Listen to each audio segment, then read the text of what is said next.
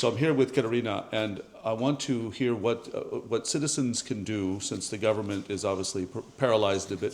What can average citizens do, you think, in the West to help our situation here? So first of all, continue to support Ukraine and Ukrainian non-governmental organizations who are directly involved in the process of repatriation of children. Share the knowledge about these crimes of the Russian Federation, because now we are facing extreme efforts of the aggressor state to promote false narratives just in order to minimize this support, just in order to aggravate the situation and to create additional obstacles to the return of Ukrainian kids. Also, we need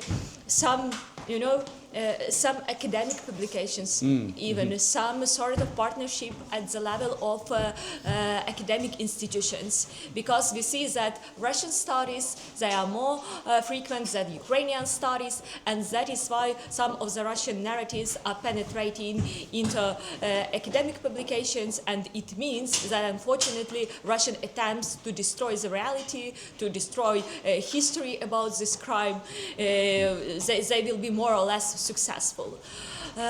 I suppose that this is the most important thing.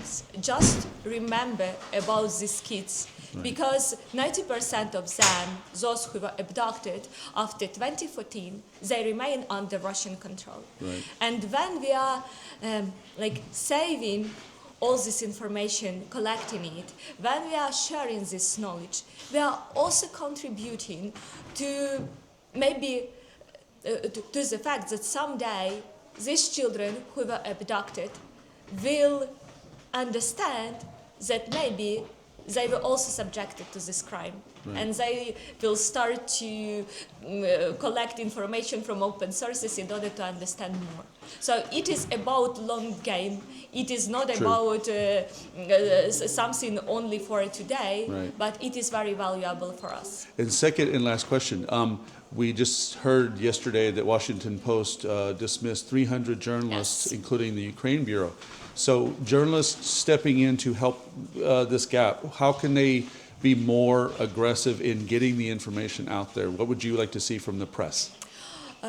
So for me, this news about the Washington Post in Ukraine were really sad, because I had a good cooperation with journalists, and I know that they were planning to gather more and more information in order to prepare new materials, including the situation of Ukrainian children in occupation, with the narrative that occupation is not peace.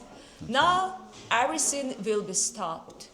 And everything despite Russian propaganda and Russian information efforts, just to distort the reality abroad, including in the United States.